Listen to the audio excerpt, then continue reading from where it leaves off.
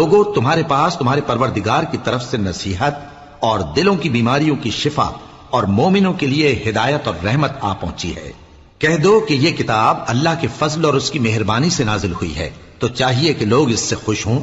یہ اس سے کہیں بہتر ہے جو وہ جمع کرتے ہیں۔ کہو کہ بھلا دیکھو تو اللہ نے تمہارے لیے جو رزق نازل فرمایا تو تم نے اس میں سے بعض کو حرام ٹھہرایا اور بعض کو حلال۔ ان سے پوچھو کیا اللہ نے تمہیں اس کا حکم دیا ہے یا تم اللہ پر جھوٹ باندھتے ہو؟